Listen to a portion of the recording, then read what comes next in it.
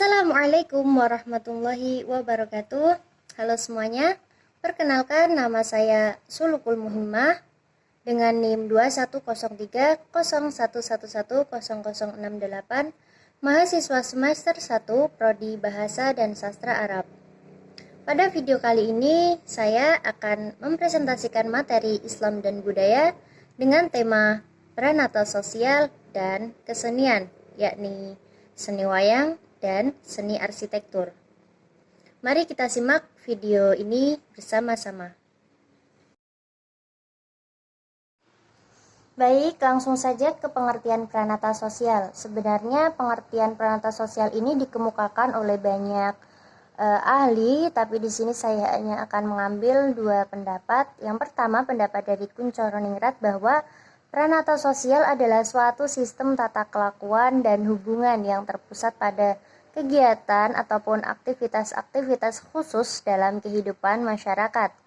Yang kedua adalah pendapat dari Paul bahwa pranata adalah suatu sistem norma untuk mencapai tujuan atau kegiatan yang oleh masyarakat itu dianggap penting. Jadi kesimpulannya adalah pranata sosial adalah suatu sistem kelakuan dan hubungan yang terpusat pada kegiatan atau aktivitas-aktivitas masyarakat untuk mencapai suatu tujuan.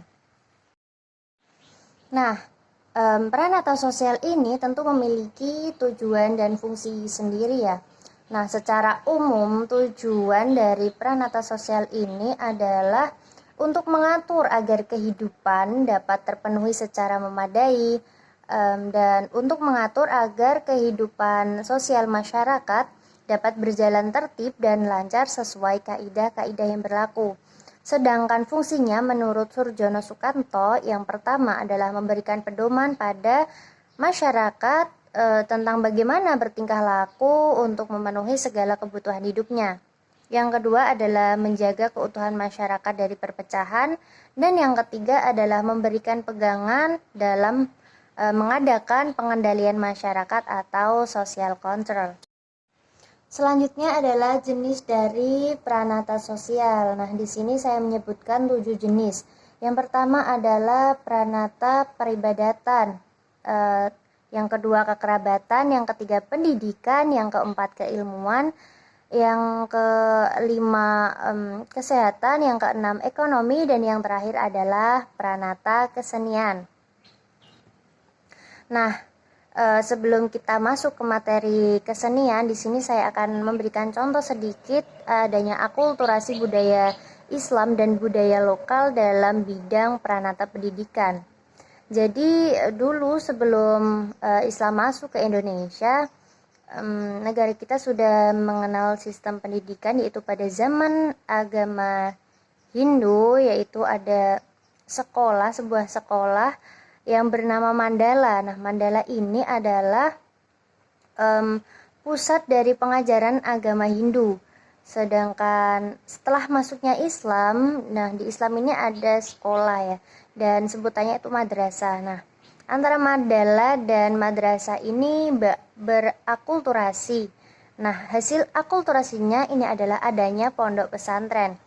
Pondok mempunyai arti yaitu asrama santri, sedangkan santri sendiri dalam bahasa Tamil adalah guru ngaji, dan dalam bahasa India adalah sastri yang berarti buku-buku suci atau buku-buku agama. Selanjutnya kita akan membahas tentang kesenian. Kesenian ini apa sih? Kesenian adalah bagian dari budaya dan merupakan sarana yang digunakan untuk mengekspresikan rasa keindahan dalam jiwa manusia. Nah, jenis dari kesenian sendiri ini banyak seperti seni rupa, seni musik, seni gerak, seni pertunjukan atau teater, dan seni sastra. Nah, kesenian yang akan kita bahas kali ini adalah seni wayang dan seni arsitektur.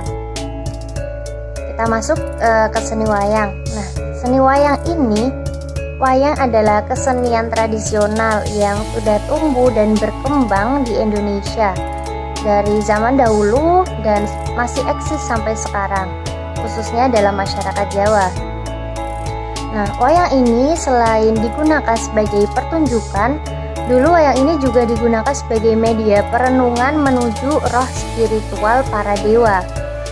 Nah, wayang ini sendiri dimainkan oleh seorang dalang, dan dahulu wayang ini hanya eksklusif milik lingkungan istana, yang mana masyarakat luar tidak dapat menikmati pertunjukan wayang ini.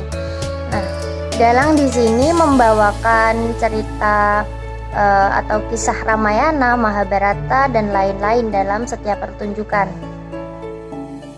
Setelah masuknya budaya Islam, para ulama terkhusus Wali Songo, nah di sini saya terkhusus kepada Sunan Kalijaga, beliau ini memikirkan bagaimana cara agar dakwah Islam dapat diterima dengan mudah oleh masyarakat. Nah, oleh karena itu beliau ini mengambil inisiatif untuk menjadikan wayang sebagai media dakwah, yang tentunya wayang ini akan dirubah bentuknya sesuai dengan syariat Islam, dan dalam setiap pertunjukannya pun masih mengisahkan tentang cerita Mahabharata ataupun Ramayana, namun dalam ceritanya ini dimasuki istilah-istilah atau ajaran-ajaran dalam Islam seperti itu.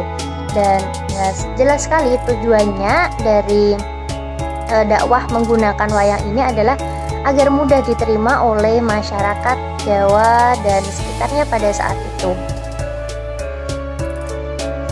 Selanjutnya masuk pada seni arsitektur. Nah, di sini saya yang pertama mengambil contoh masjid.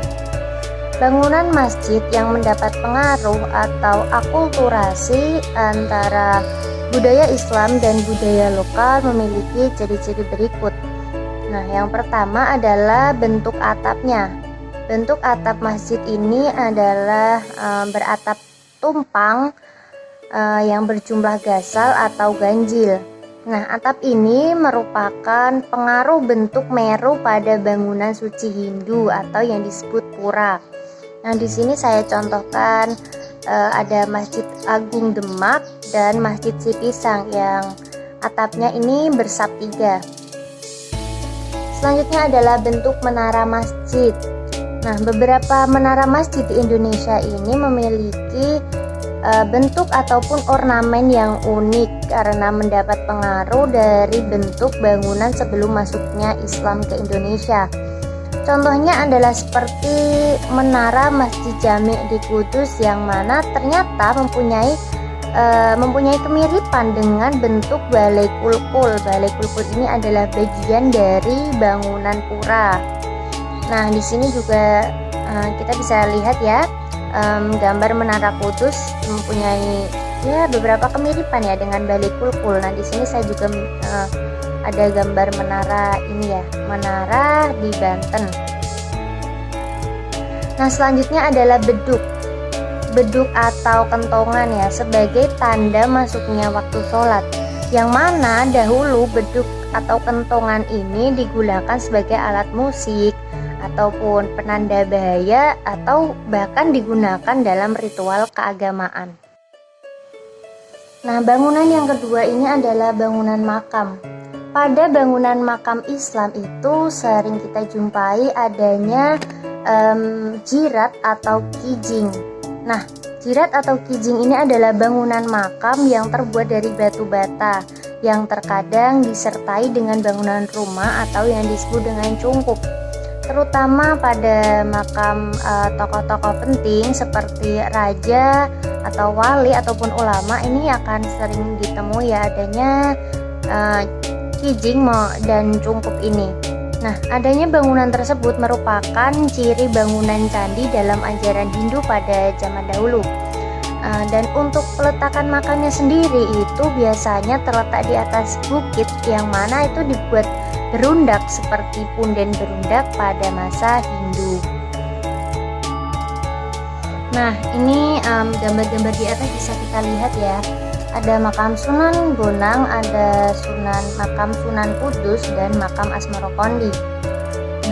Nah, pada gambar makam-makam di atas ini dapat kita lihat ya, di situ ada gambar jirat dan juga cungkup. Nah, cungkup itu adalah rumah itu, bentuk rumah itu yang menaungi makamnya itu. Nah, mungkin itu saja yang dapat saya sampaikan kepada teman-teman semua mengenai tema kita pada hari ini, yaitu tentang pranata sosial dan kesenian, seni wayang dan seni arsitektur. Dan saya mohon maaf yang sebesar-besarnya apabila ada salah kata dalam menyampaikan materi. Semoga yang sedikit ini bisa bermanfaat untuk kita semua. Wassalamualaikum warahmatullahi wabarakatuh.